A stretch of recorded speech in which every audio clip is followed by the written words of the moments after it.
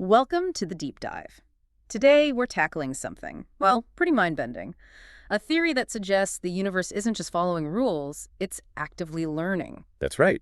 We're talking about the quantum unified vacuum theory, or QUV, and it's a radical departure. Radical how? Most physics seems built on solid laws, equations you can rely on, Newton, Einstein. Exactly. Those are largely deterministic. You know the starting point, you know the rules, you can predict the outcome. QUV flips that script entirely. Flips it how? It makes probability fundamental, not just a tool for handling uncertainty, but the actual engine driving reality, specifically Bayesian inference. Okay, Bayesian inference. That's usually about updating beliefs, right? Like Right. in AI or data science. You have a prior idea, you get new data, you refine your idea into a posterior belief. Precisely.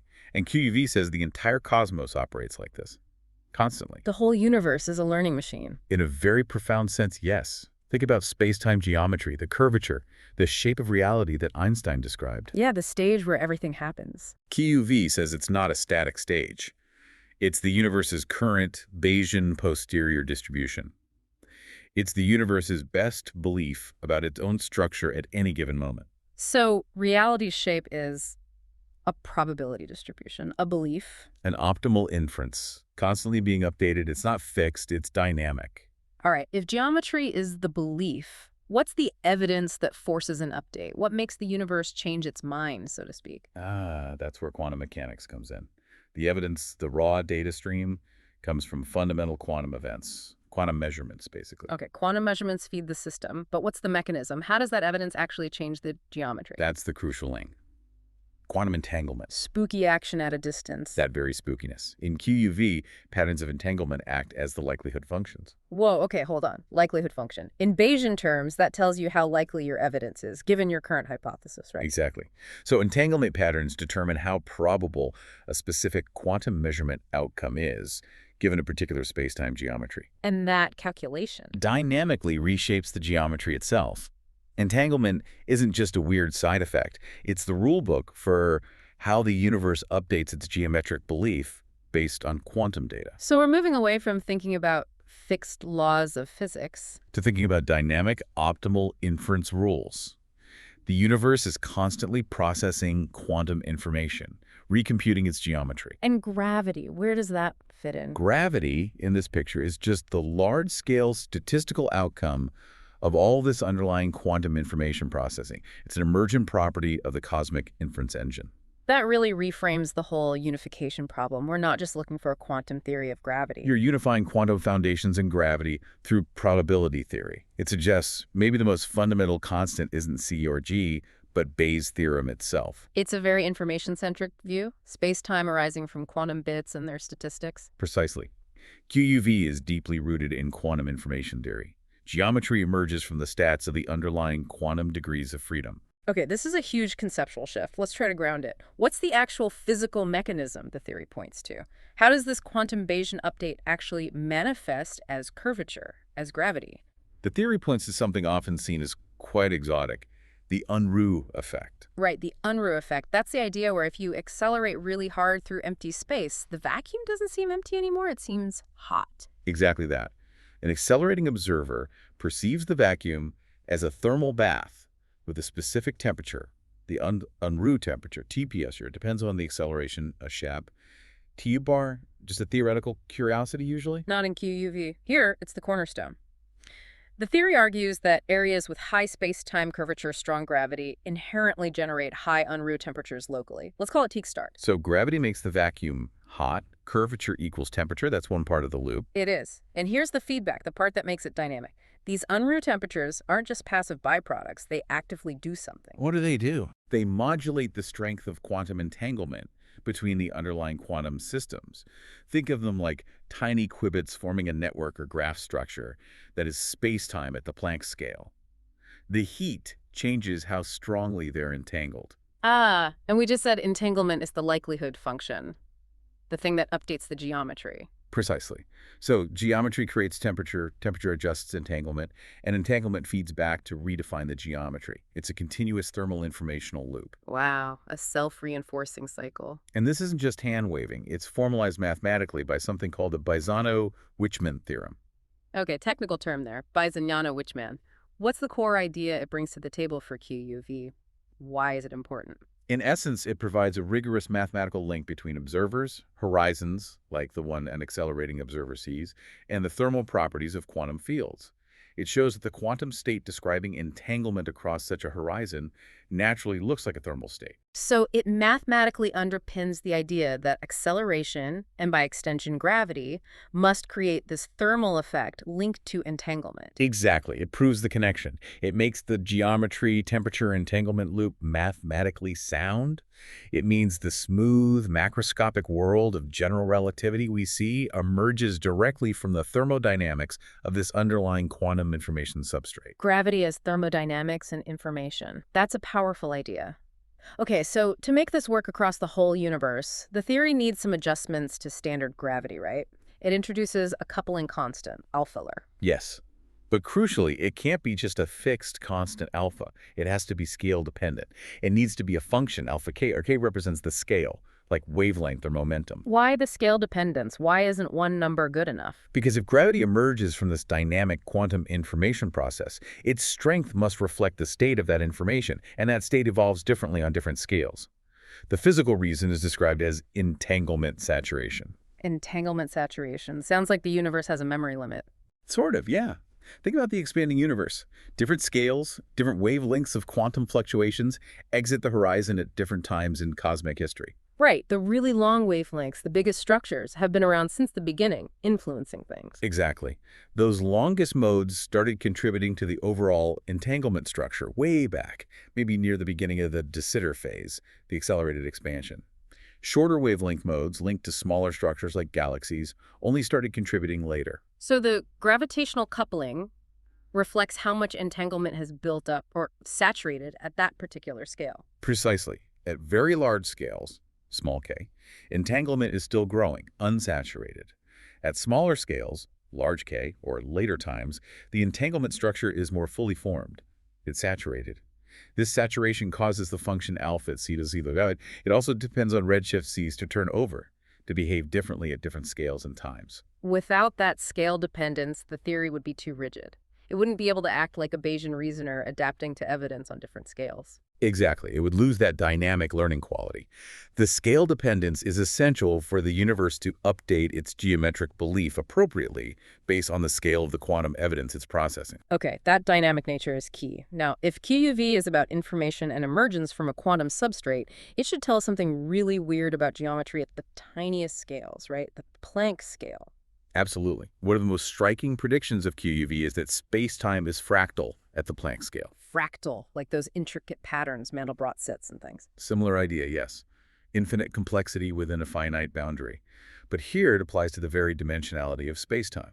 And crucially, QUV says this isn't just some abstract idea.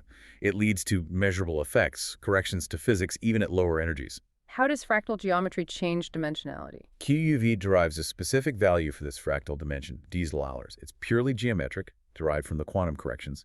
The value is d⁻³ log3. Log 8 over log 3, that's about 1.89, not 1, 2, 3, or 4. What does a dimension of 1.89 even mean?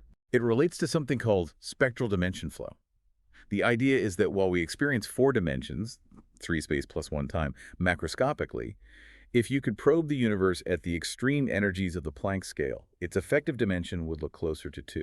So fundamentally, space-time is more like a 2D surface, and it sort of puffs up to 4D as you zoom out. That's the picture, yes.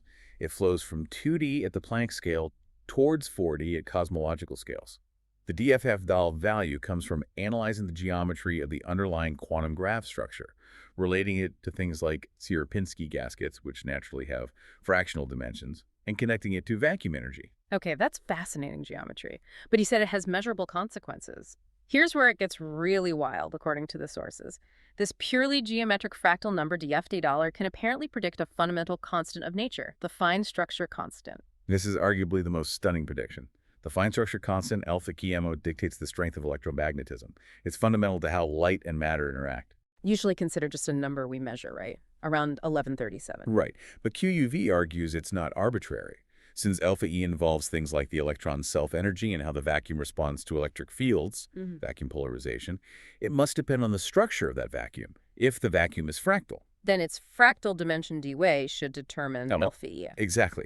And when you plug dFT into the relevant equations in the electromagnetic sector as a geometric correction factor, What value do you get for the inverse fine structure constant? the prediction comes out as approximately $1.137.036. And the experimental value is? The best measurements give $1.137.035,999. Wow. Yeah. That's incredibly close. 6 decimal places derived from a theoretical fractal dimension at the Planck scale. It's powerful evidence. It suggests alpha E isn't just a random number we plug into our theories, but a direct consequence of the fundamental fractal geometry of spacetime predicted by QUV. It makes the constant derivable. Okay, if the vacuum's fractal nature affects electromagnetism that precisely, it must have other implications. What about light itself? Optics. It suggests something quite radical. Fractal dimension-dependent dispersion in the vacuum. Dispersion means light of different wavelengths travels at different speeds, like in glass. Sort of. But here it might depend on the scale or energy. Linked to that fractal dimension d-value d1. It applies the speed of light, which depends on alpha E, might not be perfectly constant at all energy scales. Hold on, a varying speed of light, doesn't that break relativity, causality? That's the immediate question, isn't it? QUV addresses this by making the effects scale-dependent. At our everyday macroscopic low-energy scales, the speed of light remains constant, preserving Lorentz invariance as we observe it. The deviations predicted are tiny and only become significant at extremely high energies, near the Planck scale, where we're probing that fractal structure. So it wouldn't mess up causality in our normal experience. The idea is no, it wouldn't violate global causality. But it suggests the vacuum itself acts like a subtle optical medium whose properties depend on its own fractal geometry, especially at high energies. What could you do with that? Well, theoretically, it opens the door to things like scale-selective optical filters. Imagine filtering light not just by wavelength, but by its energy scale, perhaps picking out extremely high-energy photons. It's analogous to photonic crystals, but using the vacuum's own structure. Could be huge for spectroscopy or communications. And does this fractal idea extend to magnetism too? Yes, the principle is the same. If you could engineer materials with specific controlled fractal dimensions, you might be able to locally tune the electromagnetic coupling strength, alpha EM, within that material. Changing the strength of magnetism using geometry. Potentially. And suggest new ways to manipulate magnetic fields based on geometric structure rather than just applying currents or other fields. Very futuristic stuff. Okay, so QUV seems to have some predictive power on the quantum scale deriving constants. Let's scale back up. Can this Bayesian universe idea, this dynamic inference, tackle the big problems in cosmology, like the Hubble tension? Ah, yes, the Hubble tension. It's the perfect test case for a theory claiming the universe updates its beliefs based on evidence, because we literally have conflicting evidence. Right, the early universe measurements, like from the Planck satellite or SPT3G, point to a slower expansion rate, and h$ around 67 kilometers per second per megaparsec. But then local measurements, using supernovae with SH0ES or large-scale structure with DSI, point to a faster rate, around 73. The difference is significant, about $5.04 standard deviations now. They don't agree. How does QUV, the Bayesian reasoner, resolve this discrepancy? Does it just pick a side? No, it aims to reconcile them. And it can only do that because of the scale-dependent gravity we talked about. The alpha QUV says these different measurements are probing gravity on fundamentally different scales, different K values. So the inference rule itself changes with scale. Precisely. The specific functional form proposed, something like alpha K, alpha 1 plus KK2, is key. KD is some characteristic scale. Okay, walk me through how that function helps. Let's start with the early universe data, the CMB. That's probing small scales, right? High K. Exactly. For the CMB anisotropies measured by Planck or SPT, you're looking at high K. When K is much larger than K, that KK22 term gets huge. The denominator blows up, and alpha K gets very small. It approaches zero. Meaning the modification to gravity Gets suppressed. On those small scales, the entanglement geometry coupling saturates quickly. QUV effectively reduces back to standard gravity, the Landau CDM model. That's why it can still fit the Planck data beautifully and supports a lower h$ value. The universe's belief at that early time and small scale matches the standard model. Okay, that covers the low h$. What about the local measurements giving the high h$? They probe larger scales. Correct. Measurements like the integrated Sachs-Wolf effect or the overall expansion history tracked by DSE psi and SH0ES are sensitive to larger scales, meaning low K. When K is smaller than kDols, The kk-k2 term is small, the denominator is close to 1, and alpha k is close to its maximum value, alpha dollars. So on large scales, the modification is not suppressed. Right. The coupling is unsaturated, the modification kicks in fully. And this modification provides the extra oomph needed in the expansion history to match the higher h in $ value observed locally. So QUV doesn't say one measurement is wrong. It says both are right, but they're seeing different aspects of a scale-dependent gravity. Exactly. It interprets the tension not as an error, but as physical evidence for this emergent scale-dependent physics. The universe's posterior belief about 2ACSE genuinely changes depending on the scale of the evidence. It's a beautiful reconciliation. That's a very elegant solution. But cosmology has another huge elephant in the room: dark matter.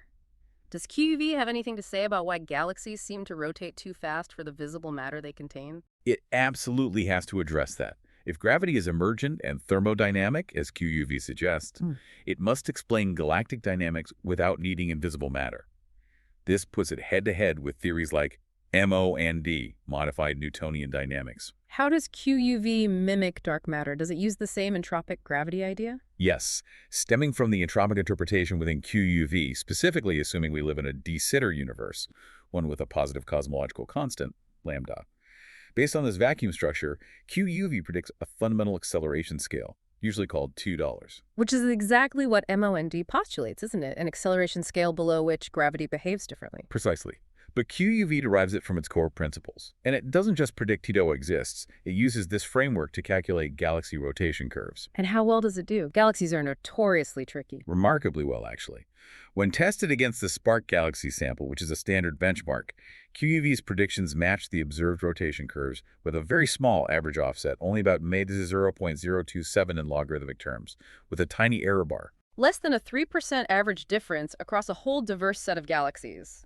That's impressive for any modified gravity theory. It really is. And it gets better.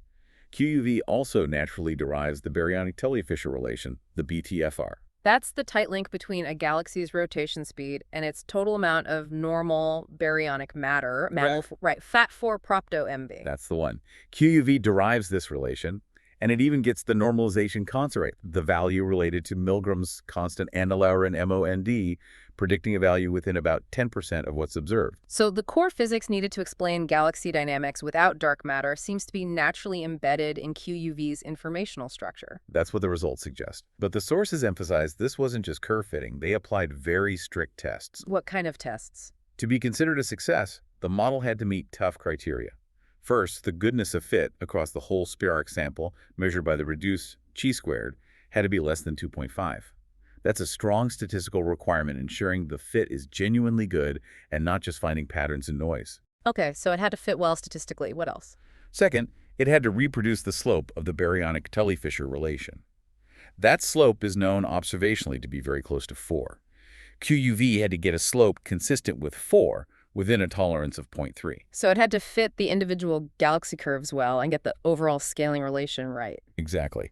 Passing both those stringent tests gives strong confidence that QUV offers a robust, dark matter-free explanation rooted in its fundamental principles. Okay, this theory seems incredibly powerful. It reconciles cosmic tensions, explains galaxy dynamics, derives fundamental constants. But it all hinges on that core mechanism, right? The Unruh effect geometry emerging from quantum thermal noise. We need to test that. Absolutely. You can have the most beautiful theory, but if the foundational mechanism isn't real, it falls apart. We need laboratory proof, direct empirical evidence for the Unruh effect and its connection to entanglement and geometry. And that's where experiments like LUXE come in, the laser undulation experiment at DESY. Precisely. LUXE is designed specifically to be a direct empirical assault on this core QUV postulate. How on earth do you create enough acceleration in a lab to see the Unruh effect? You can't just shake something really fast, can you? Not mechanically, no. LUXE uses an incredibly intense laser beam, colliding with highly energetic electrons from an accelerator.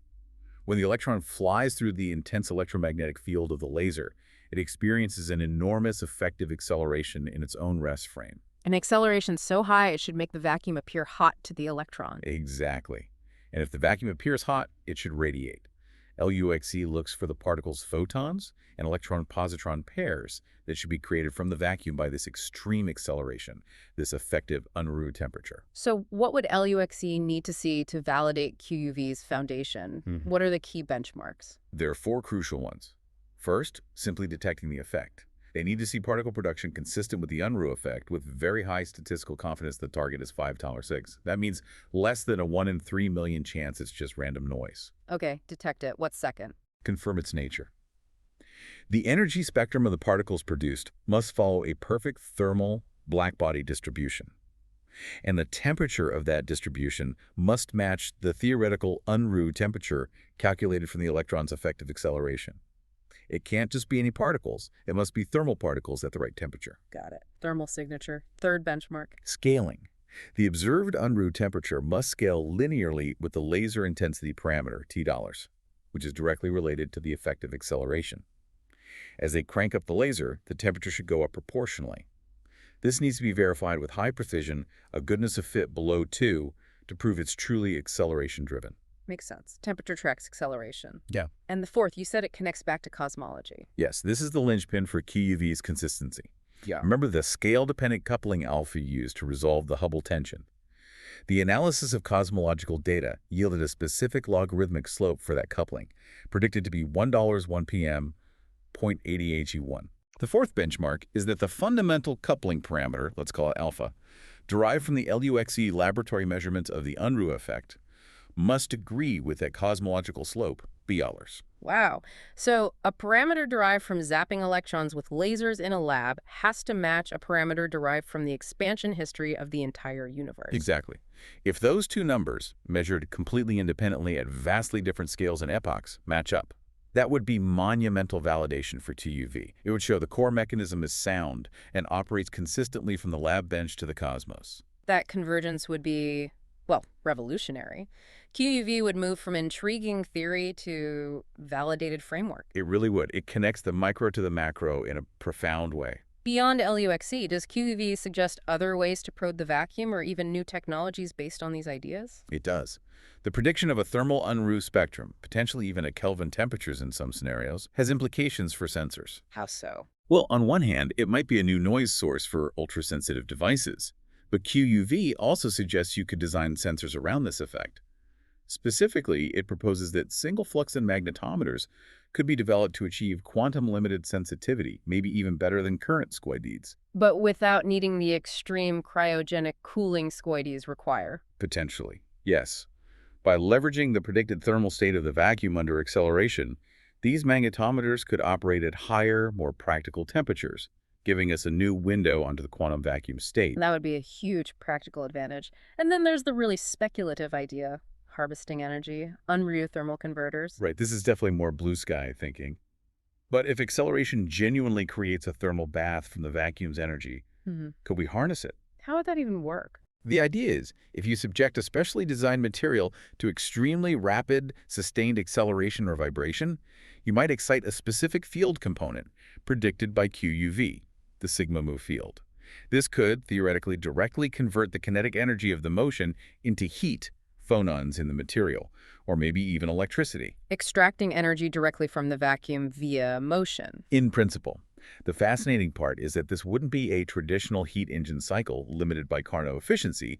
It would be a direct conversion from kinetic energy to thermoelectrical energy mediated by the quantum vacuum itself. Turning the vacuum into a tunable energy source, that's quite something. Highly speculative, of course, but a logical extension of the core physics if the Unruh effect works as QUV predicts. Okay, let's try and wrap this all together. We started this deep dive talking about a universe that isn't run by fixed laws, but acts more like a Bayesian reasoner, constantly updating its geometric beliefs. And QUV provides a framework where that seems possible. It explains diverse phenomena, the Hubble tension, galaxy rotation, fundamental constants like delphi-m, not as separate puzzles, but as consequences of this underlying fractal, thermodynamic, information processing nature of emergent spacetime. These aren't just fitted parameters. They're derived outputs of the cosmic inference process. That's the claim. And the theory is now facing its crucial tests. We need verification from both ends of the scale cosmology, with surveys like DSI refining large-scale structure. And the laboratory, with high-intensity experiments like LUXE trying to directly probe the Unruh mechanism. Exactly. Success in both arenas would solidify the picture. Which brings us to the final thought, the provocation for you, the listener. If QUV is right, if spacetime geometry really is a dynamic belief, a Bayesian posterior held by the quantum vacuum, constantly updated by quantum measurements. And if we, as observers, can perform quantum measurements, providing the very evidence that drives these updates. Does that imply we have some influence? That's the profound, slightly unsettling question, isn't it? Could our actions, especially large-scale, coherent quantum experiments we might conduct in the future, subtly but physically alter the geometry of spacetime itself? Are we just passive observers, or are we actively participating in the universe's ongoing inference process, shaping its geometric beliefs? What are the limits of our influence on the cosmos's reality? Can we, in some small way, help write the rules as we go? A truly mind-bending possibility to ponder. If the universe learns, perhaps we are part of its learning process in a way we never imagined. On that note, thank you for joining us on the Deep Dive.